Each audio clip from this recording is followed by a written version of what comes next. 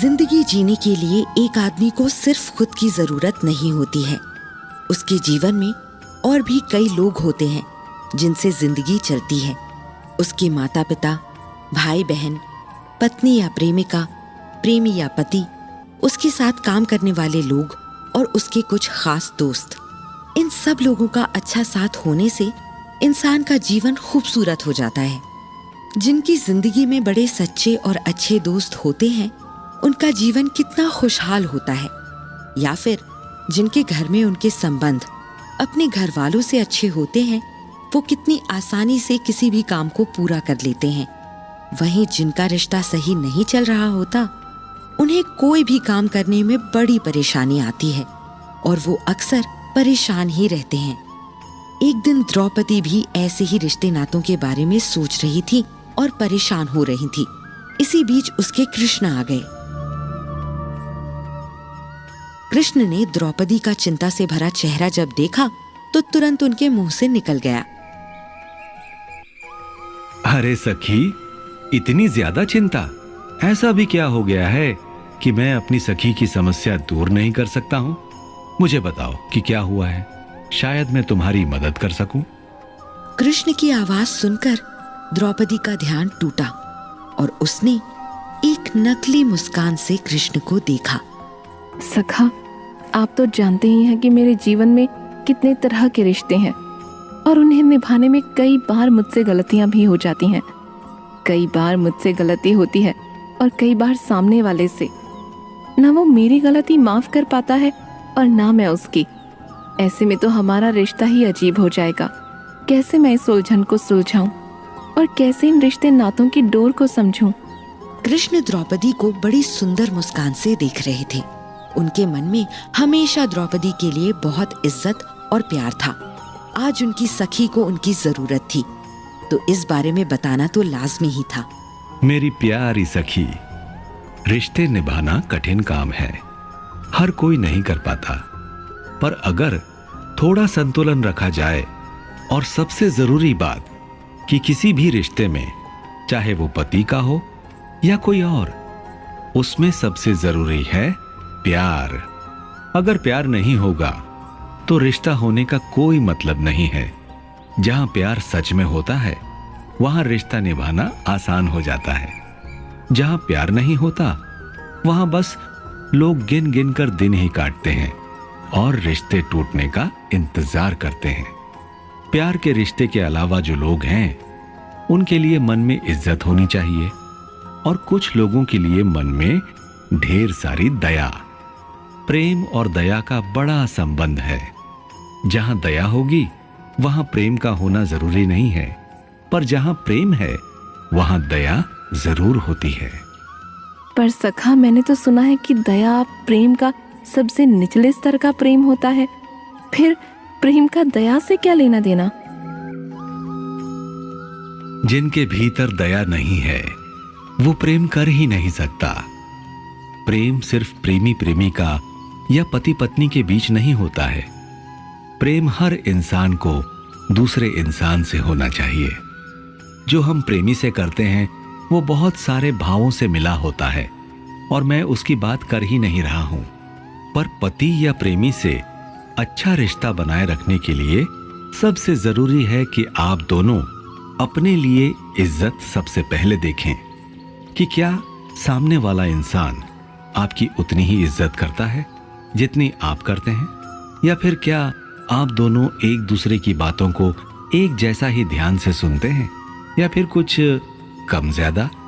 जब आप इन सवालों के जवाबों को ढूंढ लेंगे, तो आपको अपने आप पता चल जाएगा कि आपका रिश्ता कितना मजबूत है, और ऐसा करने से आप दोनों के बीच में प्यार भी बना रहेगा। पर सखा, ये तो बस पति प्रेम की बात हुई, और बाकी रिश्ते का क्या? उनके साथ कैसे संतुलन बनाया जाए?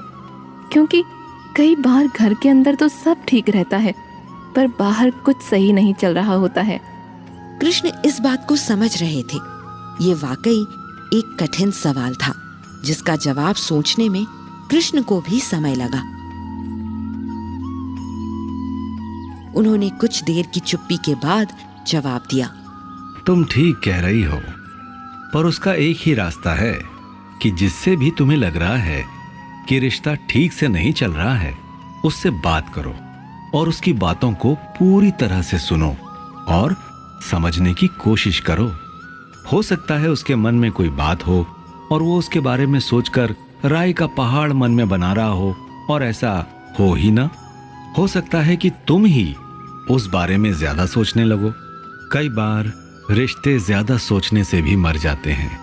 हो सकता है सखी कि तुम किसी की गलती से नाराज हो और बहुत दिनों से बस नाराज ही हो, और वो बात भी कोई बड़ी बात नहीं होगी, पर सिर्फ अपने अभिमान के कारण तुम बात नहीं कर रही होगी। तो अगर ऐसी बात है सखी, तो अपने उस छोटे से अभिमान को खुद से अलग करो और तुरंत उस आदमी से अपनी नाराजगी बता दो। कई बार लंबे समय की चुप्पी से भी रिश्ते खत्म हो जाते हैं, इसलिए जितनी जल्दी हो समस्या को सुलझा लेना चाहिए। किसी भी रिश्ते को अच्छी तरह से चलाने के लिए बात करना सबसे जरूरी चीज है।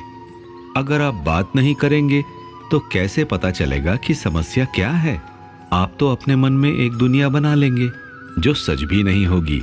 इसलिए अच्छे से रिश्ते को चलाने के लिए सबसे जरूरी है कि अपने तुच्छ अभिमान को अलग रखा जाएगा और दूसरा, सामने वाले से खुलकर समस्या पर बात की जाए और उसे सुलझाने पर चर्चा हो। पर कान्हा, कई बार लोग ऐसी गलतियां कर देते हैं जिन्हें भूलकर बात करने का मन नहीं करता।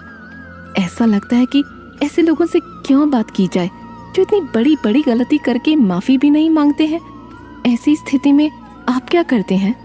जब भी ऐसा लगे कि सामने वाले की गलती है, तो उन लम्हों को याद करो जब तुमने अच्छा वक्त बिताया था। सिर्फ एक गलती की वजह से तुम पूरा एक रिश्ता नहीं खत्म कर सकती हो। एक अच्छा दोस्त या एक अच्छा रिश्ता अभिमान और अहम के कारण खोना मुझे सबसे बड़ी बेवकूफी लगती है। अगर तुम्हारी गलती है तो उससे माफी मांग लो, और अगर सामने वाले की गलती है तो उसे माफ कर दो। इतना ही आसान है। और इन सबसे जरूरी है रिश्ते में सच्चाई। जो इंसान अपने साथी या दोस्त के साथ सच्चा होता है, वो रिश्ता उतना ही मजबूत होता है। कृष्ण की बातों से द्रौपदी ने मन ही मन अपने फैसले ले लिए थे, पर एक दो छोटे मोटे सवाल बचे ही हुए थे। आज जब उसे समय मिला ही था तो उसने उसी समय कृष्ण से एक और सवाल किया। सखा, कई बार ऐसा भी होता है कि कुछ लोग हमारी जिंदगी में बेवजह दखल देते हैं।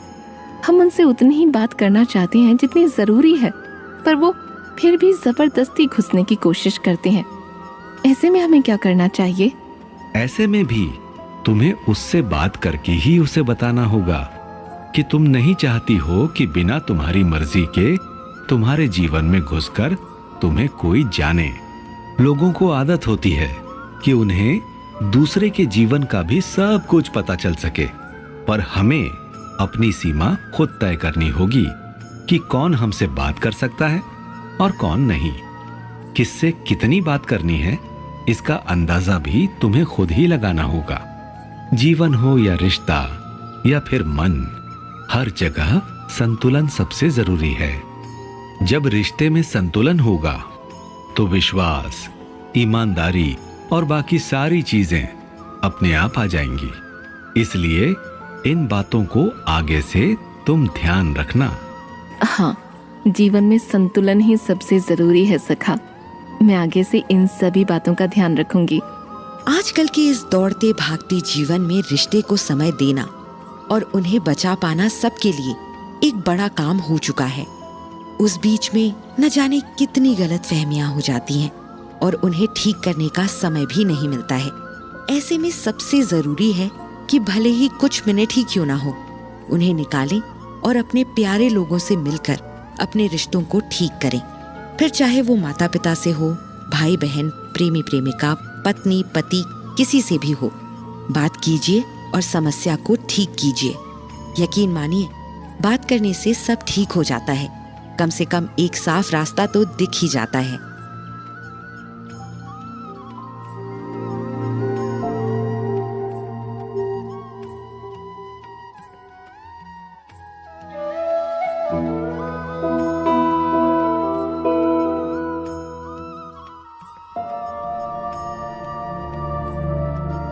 कहते हैं इंसान की आदतें उसका भविष्य बता देती हैं।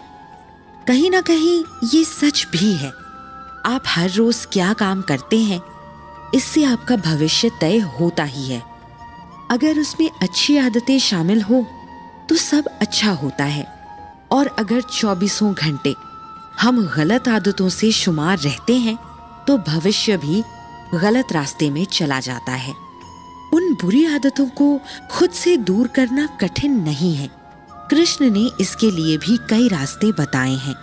कृष्ण का एक भक्त अपनी कई बुरी आदतों से परेशान था।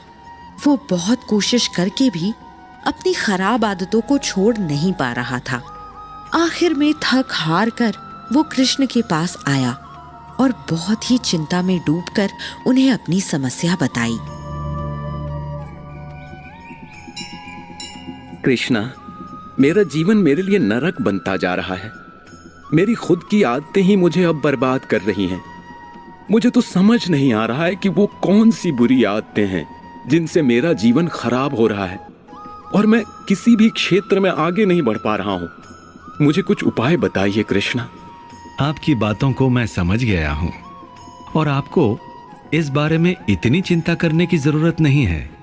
हम बुरी आदतें छोड़कर नई आदतें भी अपना सकते हैं, और अच्छी आदतें भी कई बार छूटकर बुरी आदतों में तब्दील हो सकती हैं। देखिए, हमारी आदतें हमारी दिनचर्या से ही तय होती है। हम सुबह उठकर सबसे पहले क्या करते हैं और रात को सोने से पहले हम क्या करते हैं, इन दो बड़ी आदतों से पूरे दिन की आदतों पर फर्क पड़ता है। पर इन सबसे भी पहले जरूरी यह है कि आपको पता हो कि आपके भीतर की वो कौन सी आदतें हैं जो आपको और आपके जीवन को गलत रास्ते पर लेकर जा रही हैं। गलत रास्ते से मतलब है कि जहां आपको नहीं जाना है वहां लेकर जा रही हैं। क्योंकि सही गलत कुछ नहीं होता, सब नजरिए का खेल है।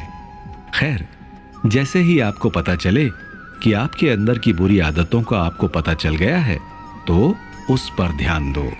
भक्त कृष्ण की बातों को ध्यान लगाकर सुन रहा था, जिससे वो अपनी बुरी आदत से बाहर निकल सके।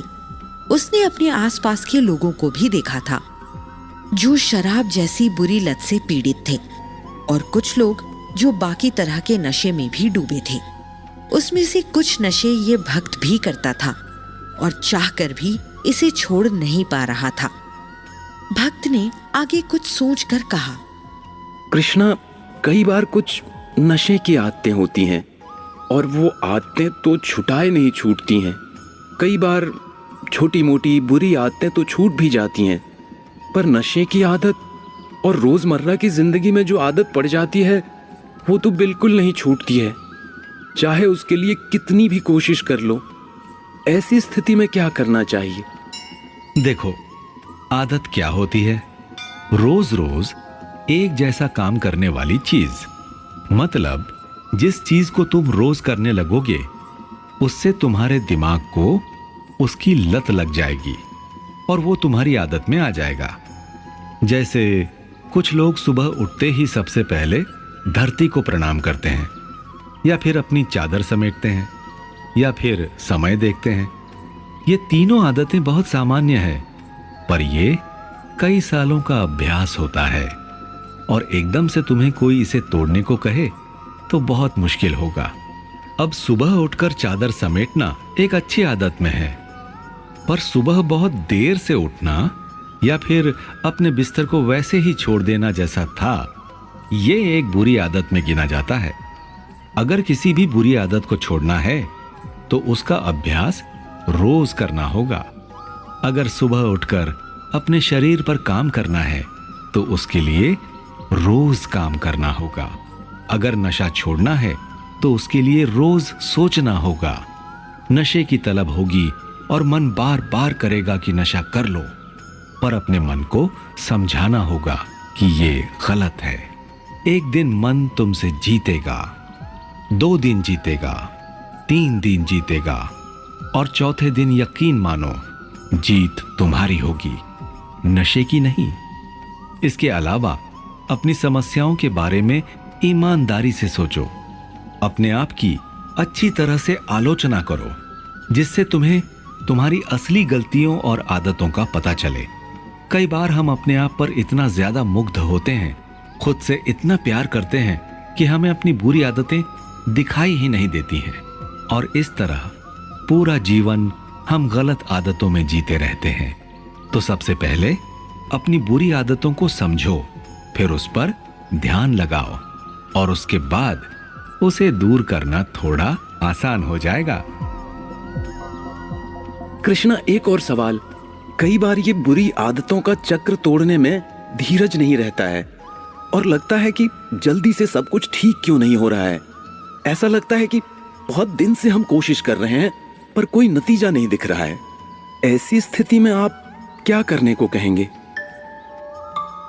जब भी इंसान कुछ अच्छा करना चाहता है या फिर अपने बारे में कुछ बदलना चाहता है तो इसमें समय लगता है। बदलाव एक दिन में पूरा नहीं हो जाता है। इंसान को इंसान बनने में न जाने कितने हजारों साल लगे हैं, तो फिर एक आदत बदलने में कम से कम कुछ महीने तो लगेंगे ही।